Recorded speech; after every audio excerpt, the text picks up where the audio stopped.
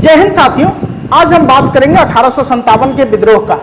हमें 90 साल पहले यानी 1857 में ही आज़ादी मिल जाती, लेकिन कुछ कारण था जिस वजह से 1857 में हम अंग्रेजों को नहीं भगा पाए। मात्र 1-2 दिन के अंदर ही अंग्रेज इतना परेशान हो गए थे कि बस भारत को छोड़ के जाने वाले ही थे। लेकिन कुछ गद्दार के चलते, पता है ना, जब अपने ही शामिल हो जाए दुश्मन की चाल में तो शेर भी फंस जाता है मकड़ी की जाल में। चलिए जानते हैं कि वो गद्दार कौन थे जिसके वजह से 1857 के विद्रोह में तात्या टोपे का भी मृत्यु हो गया था और बहुत सारे क्रांतिकारी मारे गए थे। तो चलिए पूरे डिटेल में जानते हैं कि आखिर 1857 की क्रांति क्यों हुई, इसका परिणाम क्या हुआ। थोड़ा शुरू से जानते हैं, एकदम शुरू से। 1498 में हमारे देश में एक व्यक्ति आया था, पुर्तगाली व्यक्ति, जिसका नाम था वास्को डी गामा, और तब से ही विदेशी सब समुद्री रास्ते से हमारे देश के अंदर आने लगा। उसके बाद 1608 में अंग्रेज हमारे देश में आया था विलियम हॉकिंस की अगुवाई में, और उसके बाद धीरे धीरे ये लोग व्यापार करने लगा। और बीच में ये लोग चाहे थे कि हम देश पर कब्जा करें, लेकिन उस समय जहांगीर औरंगजेब इस तरह का शासक था जो इसको गुलाम नहीं बनाने दिया। धीरे धीरे मुगल एम्पायर कमजोर होता गया। औरंगजेब की मृत्यु के बाद टुकड़ों टुकड़ों में बट गए थे मुगल, सब आपस में ही लड़ने लगे। मराठा और मुगल काफी लड़े आपस में, जिसका फायदा अंग्रेज उठाया। इधर मुगलों के राजाओं को तोड़ता था, उधर मराठाओं के राजाओं को तोड़ता था, और दोनों को लड़वा के उसके बाद धीरे धीरे फायदा अंग्रेज उठाने लगा और देश पे कब्जा कर लिया। 1757 से 1857 के बीच में अंग्रेज हमारे देश पर बहुत अत्याचार किया, भारत को लूटने का काम किया। इतना लूटा कि आपको विश्वास नहीं होगा, हजारों हजार की संख्या में जहाज में सोना चांदी हीरा जवाहरात और भी कई कीमती आभूषण, कपड़े, अनाज सभी ले जाते थे इंग्लैंड में। यहाँ से कपड़ा ले जाता था, उसको रंग पेंट करता था मशीन से, और हमारे देश को बेचता था। और उसका सामान पे टैक्स नहीं लगता था, बल्कि हमारे किसानों जो अनाज उगाते थे उस पर टैक्स लगता था। यानी कि 100 वर्षों तक, इस बीच में 100 वर्षों तक खूब लूटा अंग्रेज, खूब। देखिए 1857 की क्रांति आपको कोई समझाता है तो बड़ा पेचीदा हो जाता है। ये जैसे तात्या टोपे की कहानी आ जाती है, नाना साहब का आ जाता है, झांसी की रानी आ जाती है, उधर कुछ बेगम का आ जाता है, कानपुर आ जाता है, ये आ जाता है, वो आ जाता है, मतलब दिमाग में अटता ही नहीं, दिमाग का दही हो जाता है। आज आपका दिमाग का दही नहीं होगा, पूरा डिटेल में बताएंगे। 4 तरीके से हम समझ सकते हैं 1857 की क्रांति का। सबसे पहले राजनीतिक तौर पे, फिर आर्थिक कारण, और तीसरा है सैन्य कारण, और चौथा है सामाजिक कारण। ठीक है, ये 4 चीज होता है जिसके वजह से 1857 का विद्रोह शुरू होता है। देखो राजनीतिक क्या था, आप सुने होंगे डॉक्ट्रिन ऑफ लैप्स के बारे में। अंग्रेज जिस राजा का औलाद नहीं होता था, मारा जाता था, सिर्फ बेटी होती थी, यानी कोई उसका वंश को चला नहीं सकता था, उसका जायदाद जमीन और राजा का जो महल है वो हड़प लेता था। इसको बोलते हैं हड़प नीति, डॉक्ट्रिन ऑफ लैप्स। तो इसी के कारण से झांसी की रानी का विवाद शुरू हुआ था, और झांसी जब हड़पा गया था तो झांसी की रानी विद्रोह कर दी थी और अंग्रेजों को दौड़ा के मारी थी। लेकिन एक गद्दार के चलते झांसी की रानी का मृत्यु हो जाता है, वही गद्दार के चलते तात्या टोपे की मृत्यु हो जाती है। तो आगे ये सब चर्चा करेंगे। दूसरा था सहायक संधि। अंग्रेजी सेना भारत में रहता था, लेकिन उसका खर्चा भारत के राजाओं को देना पड़ता था। दूसरा कारण था आर्थिक कारण। आर्थिक कारण में धन का निष्कासन, यहाँ से खूब धन लूट के ले गए। बोले ना, सैकड़ों हजारों की संख्या में बड़ा जहाज में वो लोग यहाँ से सामान ले जाता था, और पूरे यूरोप में नहीं पूरे विश्व में बेचता था। हमारे भारत को भी वही बेचता था टैक्स लगा के। यानी हमारा किसान मजदूर अनाज उपजाएगा, मेहनत करेगा, और उसको वो इंग्लैंड ले जाएगा, मशीन से उसको रंग पेंट करेगा और हमारे पास आके बेचेगा और हमको टैक्स लेगा। ऐसा कुछ था। ठीक है, भारत में विऔद्योगिकरण, यानी भारत में विऔद्योगिकरण का पूरा प्रचार प्रसार किया था। भू व्यवस्था, करों में बढ़ोतरी, इतना टैक्स लगा दिया था किसानों पर और मजदूरों पे कि भूखे मरे थे। आपको पता है कि किसानों को टैक्स लेने के लिए जब जाता था तो सुखाड़ आ जाए, बाढ़ से फसल खराब हो जाए, उससे उसको कोई मतलब नहीं रहता था अंग्रेज से। तो क्या पहले टैक्स नहीं लेता था राजा महाराजा? वो लोग भी लेता था, वो लोग लेकिन अपने भारतीयों का दर्द समझता था। लेकिन अंग्रेज बेहुदा चोट्टा सब कुछ नहीं समझता था और वो लोग करों में बढ़ोतरी करता था। जब कर नहीं दे पाते थे ना हमारे किसान, तो उसके बहू बेटियों को उठा के ले जाता था और इंग्लैंड भेज देता था कभी कभी, जो ज़्यादा सुंदर रहती थी। इतना चोट्टा और बेहुदा था अंग्रेज। ठीक है, कृषि व कुटीर उद्योग का विनाश और छोटे छोटे जो कृषि थे और उद्योग थे, यानी हमारे देश का जो कपड़ा बिनता था ना, अपने से जो बनाता था मजदूर, पूरे विश्व में बेचा जाता था और बहुत बेहतर क्वालिटी का है। और जानते हैं हम लोग अगर 1 किलो कपड़ा मलमल का बेचते थे दूसरे देश का राजा महाराजा को, तो 1 किलो सोना देता था। इसी कारण से तो हमारे देश में सोना का भंडार लग गया, क्योंकि पूरा विश्व हमें सोना सप्लाई करता था हमारे माल के चलते, हमारे महंगे और बेहतर कपड़ों के चलते। ठीक है, व्यापार पर ब्रिटिश नियंत्रण, यानी पूरे भारत का व्यापार पे ब्रिटिश का शासन हो गया। जैसा चाहता था डंडा चलाता था और उसके अनुसार यहाँ के लाचार किसान और मजदूर काम करते थे। मुगल बादशाह का अपमान, और मुगल बादशाह का तो जो अपमान हुआ, रेड फोर्ट लाल किला के क्या स्थिति कर दिया था, यानी कि किसी का पेंशन छीन लेना, किसी का डॉक्ट्रिन ऑफ लैप्स यानी हड़प नीति कर लेना, यानी भारत में जितना सुख सुविधा से लोग जी रहे थे उतना ही तकलीफ में डाल दिया ये अंग्रेज। भारत पर कंपनी का नियंत्रण, एक छोटी सी कंपनी थी ब्रिटिश ईस्ट इंडिया कंपनी, छोटी सी कंपनी, जैसे टाटा बिरला वैसी कंपनी थी, उससे भी छोटा, टाटा बिरला से भी छोटा, और वो पूरे भारत पर शासन किया था। सोच के देखो, अवध का विलय हो गया था, आपको पता होगा कि सहायक संधि हुआ था, तो इसमें अवध का और मुगल शासक का और बंगाल के राजा का विलय हो गया था। इससे पहले वाले वीडियो में जा के देख सकते हैं, बक्सर का युद्ध में पूरा डिटेल में बताया। प्लासी का युद्ध, बक्सर का युद्ध, अंग्रेज भारत कैसे आया, वास्को डिगामा कैसे आया, उसके पहले कोलंबस कैसे भटक गया, पूरा का पूरा इतिहास बता रहे हैं रोज के वीडियो में, आप जरूर जाके देखिए। ठीक है, उसके बाद हम जानेंगे जमींदारों पर जमीनी जब्त। जमींदारों का जमीनी जब्त कर लेता था, थोड़ा सा बोलता था टैक्स कलेक्ट करके लाओ, और शाम तक इतना टैक्स चाहिए, टैक्स नहीं कलेक्ट करेगा तुम्हारा जमीन ले लेंगे। धीरे धीरे धीरे अंग्रेज सब जमींदार का जमीन अपने ले लिया और अपने तरीके से उस पर नील उपजाता था, मारता था, पीटता था, यानी किसान और जमींदार का धजिया उड़ा दिया था अंग्रेजी चोट्टा। ऐसे थोड़ी हुआ था 1857 की क्रांति, इसका बहुत रीजन था।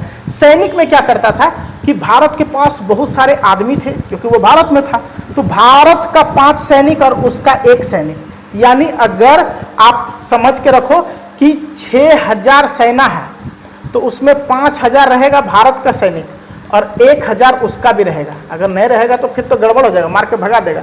और ये 1000 ये 5000 लोगों पे कंट्रोल करता था। सोच के देखो, उस समय 20-25 करोड़ जनसंख्या था हमारे देश का, और वो 20 करोड़ जनसंख्या को मात्र कुछ हजार आदमी, 10-20 हजार अंग्रेज जो है वो कंट्रोल करते थे। ऐसे थे हम लोग, आपस में लड़ते रहते थे कुत्ता बिल्ली की तरह। तब तो ये लोग 200 साल तक राज किया। ठीक है, समुद्र पार भेज देते थे 2-1 को, यानी हमारे कुछ सैनिक को, जैसे 2/1 वो अपने 1 सेना और भारत के 2 सेना बाहर भी लड़ने भेजते थे इंग्लैंड की तरफ से। सोच के देखो, हमारे आदमी उसके चलते जाके विदेश में मरते थे दूसरे देश से लड़ने के चक्कर में। दाढ़ी मूछ पर प्रतिबंध, बोलता था तू मुस्लिम है दाढ़ी उड़ी नहीं चलेगा, तू हिंदू है पगड़ी नहीं चलेगा, मूछ नहीं चलेगा, हटा दो सब। मतलब पूरा उत्पीड़न करते थे। अंततः सैनिक बन जाते थे उसका गुलाम, तब जाके थोड़ा बहुत छूट मिलता था। ठीक है, अंग्रेज इतना चोटता थे। अगला कारण था सामाजिक कारण, अपमानजनक व्यवहार, ईसाई धर्म को श्रेष्ठ बताना, हिंदू धर्म में हस्तक्षेप। वो पूरे विश्व को चाहते थे ईसाई बना दे, तो भारत के सारे लोगों को ईसाई बनाना चाहता था। ईसाई नहीं बनेगा तुम्हारा जमीन छीन लेंगे, तुमको मारेंगे, तुमको ज़्यादा टैक्स देना पड़ेगा। ऐसे बोल बोल के बहुत सारे लोगों को ईसाई बनाने लगे। तो लोग अपने धर्म का बात आया तो बिगड़ गया। और यही धर्म के चलते एक व्यक्ति था जिनका नाम था मंगल पांडे, सैनिक था, वो विद्रोह कर दिए थे। दिसंबर 1856 में एक नई राइफल आई थी, इनफील्ड राइफल, तो उस पर चर्बी लगा रहा था, सुअर और गाय के चर्बी से उसको बनाया जाता था। इसी कारण से सब घुसा के जो है वो विद्रोह कर दिया था। ठीक है, यही सब कुछ मेन रीजन था जिसके वजह से 1857 की क्रांति शुरू हुई। अब एक एक करके जानते हैं कि कहाँ कहाँ युद्ध हुआ और कैसे कैसे युद्ध हुआ और कौन सा जगह कब भारत कब्जा किया और उससे वापस फिर अंग्रेज कब ले लिया। पूरा डिटेल में समझिए। इस वीडियो को देखने के बाद आपको और कहीं भी 1857 की क्रांति देखने की जरूरत नहीं है, क्योंकि इससे पहले हमने आपको पूरा डिटेल में बताया कि कारण क्या था, इसके होने के रीजन क्या थे। रीजन हमने बता दिया। अब आपको बताएंगे युद्ध कहाँ कहाँ हुआ, कैसे कैसे हुआ, पूरा डिटेल में बताएंगे। इसी तरह आप अगर पूरा जानना चाहते हैं इतिहास को, तो इतिहास को हमने बहुत टुकड़ों में बताया।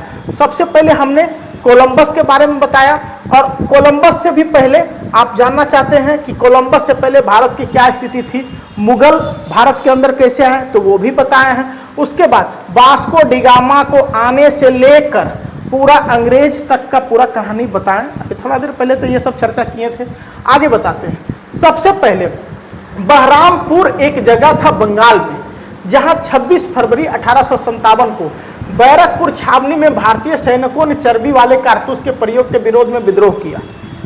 मंगल पांडे सैनिक आदमी, उसको पता चला छोटे जाति का व्यक्ति से कि राइफल पे कारतूस लपेटा जो जाता है वो जानवरों की चर्बी का है, यानी गाय और सुअर की चर्बी है। मंगल पांडे को जैसे ये बात पता चला, उसने क्या किया कि 2 अंग्रेजी आला अधिकारी को मार दिया। उसके बाद भीड़ उसके तरफ आने लगी। वो कोशिश किए कि खुद को गोली मार ले, लेकिन किसी तरह उनको गोली लगा भी, वो बेहोश हो गए, और उसके बाद उन्हें किसी तरह बचाया गया। और बाद में मंगल पांडे को 8 अप्रैल को फांसी दे दी गई। ठीक है, मंगल पांडे एक सैनिक थे, अंग्रेजों का सैनिक, 34वीं बंगाल नेफेड इन्फेंट्री रेजिमेंट के सिपाही थे, जो अपने ही सेना के खिलाफ विद्रोह कर दिए थे, अंग्रेजी सेना के खिलाफ, और बड़े बड़े अधिकारी को मारे कि हाँ तुम हमारा धर्म भ्रष्ट करेगा, हम पंडित जी तुम मेरा धर्म भ्रष्ट करेगा। और यहीं से ये विद्रोह शुरू हो गया। तत्कालीन कारण यही था। ऐसे तो 100 साल में जो अत्याचार किया था चोट्टा अंग्रेज सब, वो तो कारण ही था ही कि बहु बेटियों को ले जाके उसका इज्जत के साथ खेलता था, लोगों को मारता था, किसानों को मारता था, भूखे रखता था, जितना गुस्सा था सब गुस्सा निकाल रहा था इसमें। दूसरा, जैसे ही वहां मंगल पांडे वाला घटना हुआ, कितने तारीख को होता है ध्यान से देखिए, 29 मार्च को मंगल पांडे वाला घटना जैसे ही होता है, यहाँ उसके बाद एक डिसीजन होता है कि 31 मई को पूरा भारत एक साथ विद्रोह करेगा अंग्रेजों के खिलाफ, और अंग्रेज को यहाँ से खदेड़ देंगे। 1857 में क्रांति मिल जाता, हम लोग को आज़ादी मिल जाता। लेकिन कुछ गलती हुआ। 10 मई को क्या किया कि मेरठ में सब उतावला हो गए और विद्रोह शुरू कर दिया था 10 मई को, जबकि प्लान था 31 मई को पूरा देश एक साथ करेगा। ठीक है, और मेरठ छावनी में हिंसा भड़क गई, कारतूसों का इस्तेमाल करने से इनकार कर दिया, और उसके बाद अंग्रेजों को दौड़ा दौड़ा के मारने लगा, दौड़ा दौड़ा। गुस्सा इन लोग के अंदर आ गया था। चोट्टा लोग 100 साल में जो किया नहीं लोग साथ, सोचा सब बदला पूरा कर लेंगे। 85 सैनिकों को इस इनकार की सजा दी गई थी, लेकिन बाकी सैनिकों ने विद्रोह कर दिया और जेल से अपने साथियों को छुड़ाया। विद्रोही सैनिकों ने अंग्रेजों के खिलाफ विद्रोह किया और शहर को लूट लिया, पूरा शहर को लूट लिया। सोच के देखो, मतलब गजब का केस हुआ था। अंग्रेजों को दौड़ा दौड़ा के मारा, और सिर्फ 1.5 दिन के अंदर यहाँ से सब अंग्रेज को भगा दिया था। अंग्रेज के 220 ऐसे बड़े बड़े मकान थे जिसमें आग से पूरा जला दिया था, पूरा भवने जल गया, पूरा मोहल्ले, और सब उसमें बहुत सारे अंग्रेज मारे गए थे। तो बदला लेना था तो लेना ही था। तो 10 मई को यहाँ हुआ। 11 तारीख को ये लड़ाई उठ के आ जाता है दिल्ली में। 11 मई को जब दिल्ली आता है, तो उस समय देश के जो मुगल शासक रहते हैं, जिनका नाम रहता है बादशाह बहादुर शाह जफर, लेकिन ये बूढ़ा हो जाते हैं, पेंशन में जीते हैं, जैसे तैसे जिंदगी काटते हैं। तो ये बूढ़ो कुछ नहीं कर पाता। देखिए रहे कैसे बूढ़ो सन सुतल है बस। लेकिन लोग कहता कि चलो अभी देश का राजा तो वही है, रेड फोर्ट लाल किला पे तो वही रहता है, तो इससे आदेश लेना है। तो बुढ़ाड़ी में बोल रहा, हाँ बोलो काहे आया तुम लोग। तो बोलता है कि देश में क्रांति हो गया, 1857 की क्रांति हम लोग छेड़ दिया, अंग्रेज को भगाना है। ठीक है, बोलो हमें क्या करना है। तो इसका एक व्यक्ति था जिसका नाम था वक्त खान, एक तरह से मान लो सेनापति वक्त खान, यही सब देख रेख करता था। तो वक्त खान ही सबको लाया था बहादुर शाह जफर के पास, और बहादुर शाह जफर को सिर्फ एक मोहर मारना था। जैसे मोहर लगा कि भारत विद्रोह शुरू कर दिया, यानी कि भारत को अगर विद्रोह शुरू करना था अंग्रेजों के खिलाफ, तो उसमें भारत का मुख्य राजा का मोहर चाहिए था। तो मोहर मार दिया, और इसको बहुत सपोर्ट किया था। तो दिल्ली का कमान यही संभाल रहे थे, जिनका नाम था वक्त खान। बहुत ही बोल्ड आदमी थे, नाम से ही पता चल रहा है। तो 12 मई 1857 को पूरा दिल्ली खाली करवा देता, मात्र एक दिन में पूरा दिल्ली खाली करा देता। उधर 1.5 दिन में मेरठ, इधर 1 दिन में दिल्ली, ठीक है। और अंग्रेज को यहाँ से भागना पड़ता है, उसी तरह जला देता है अंग्रेजों का ठिकाना सब, और अंग्रेज भाग खड़े होते हैं।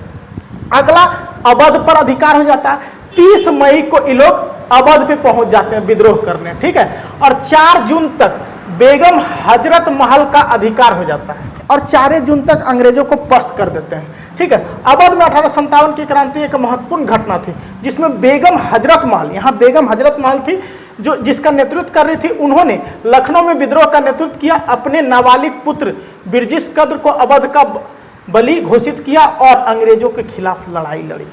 अवध में भी ये लड़ाई छेड़ दी थी, ठीक है। बेगम हजरत महल के पुत्र को विद्रोहियों ने अवध का राजा घोषित किया, और उसके बाद जो उस समय हिंसा कर रहे थे सारे भारत के लोग, इसकी बेगम हजरत महल के बेटे को यहाँ का जो कब्जा किया हुआ जगह था उसका राजा घोषित कर दिया, ठीक है। यही है बेगम हजरत महल, और इस तरह से अंग्रेजों को यहाँ पे खदेड़ खदेड़ के भगा रहा ओरिजिनल फिगर है ये, ठीक है। तो इस तरह से अभी आपने देखा अवध, उधर मेरठ और दिल्ली, ये तीनों जगह पर अभी तक लड़ाई चला जहां अंग्रेज भाग खड़े हुए हैं, लेकिन ये लड़ाई अभी तक टुकड़ों टुकड़ों में चल रही थी, एक साथ कहीं पे लड़ाई नहीं हो रहा।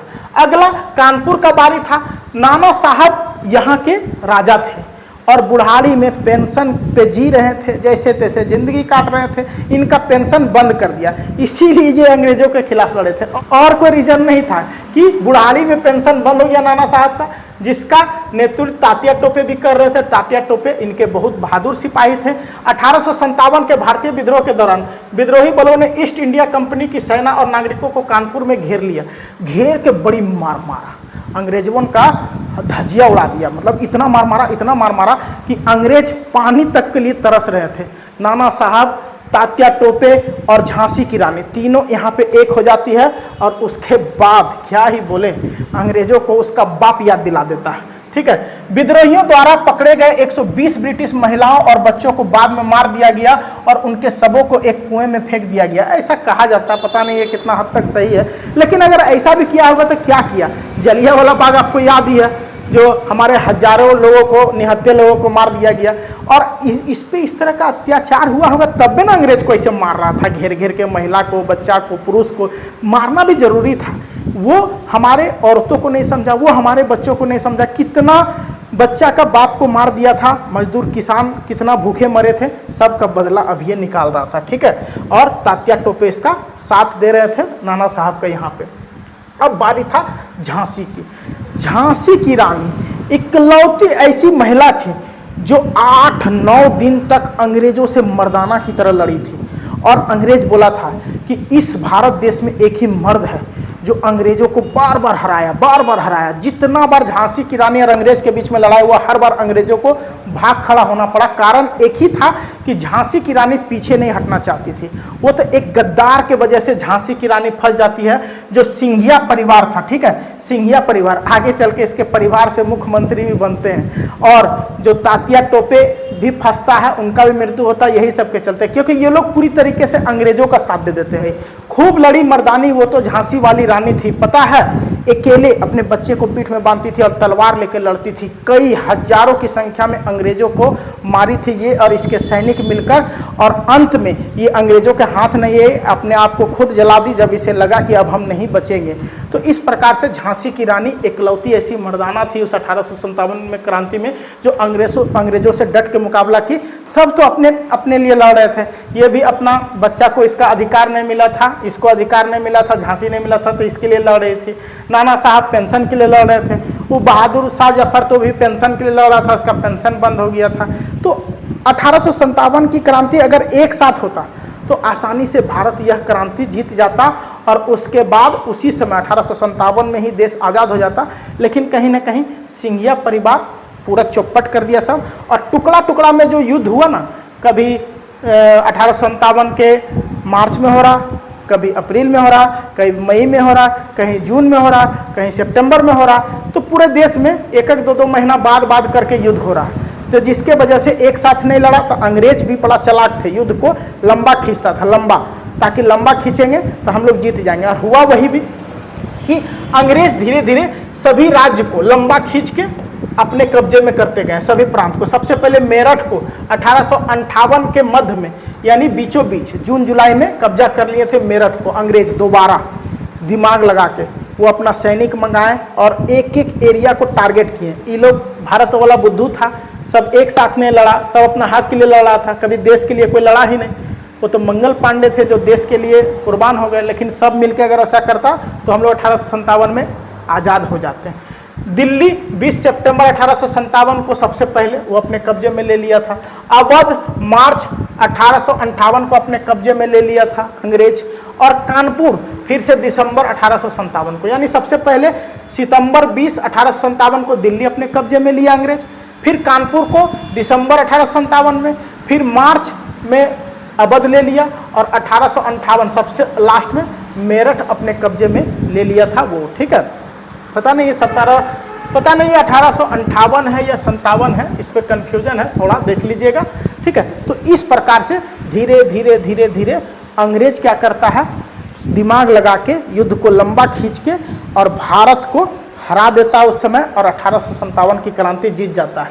लेकिन ब्रिटिश ईस्ट इंडिया कंपनी से वहाँ की महारानी, इंग्लैंड की महारानी तंग हो जाती, बोलती है अब तुम लोग से नहीं चलेगा, तुम लोग जो 1857 की क्रांति करा दी, और ब्रिटिश ईस्ट इंडिया कंपनी का राज यहीं पे खत्म हो जाता है। हाँ, ये भी याद रखिएगा, इंपॉर्टेंट टॉपिक है, यूपीएससी, बीपीएससी और एसएससी वगैरह के एग्जाम में बहुत ज़्यादा ये क्वेश्चन आता है कि ब्रिटिश ईस्ट इंडिया कंपनी कब खत्म हो गई। तो ये खत्म हुई थी आपका 1857 के विद्रोह के बाद। उसके बाद महारानी का राज चलने लगा, ब्रिटेन की जो महारानी थी, और उसी का राज 1947 तक चला भारत के अंदर। तो ये रही 1857 की क्रांति का पूरा कहानी। उम्मीद है आपको समझ में आया होगा।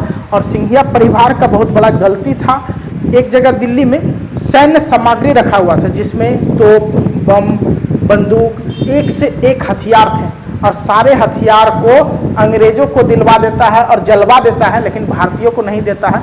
इसी के वजह से यही सब मेन रीजन था, हम लोग 1857 की क्रांति हार गए। पहला, सभी जगह एक साथ नहीं लड़ा, दूसरा सिंधिया परिवार का गलती, तीसरा सिखों का गलती, और चौथा अगर एकजुट होकर उस समय सब लड़ता एक साथ पूरा देश, तो हम लोग जो है वो उसी समय 1857 में आज़ाद हो जाते हैं। उम्मीद है 1857 की कहानी आपको समझ में आई होगी। फिलहाल आज के लिए इतना ही। जय हिंद।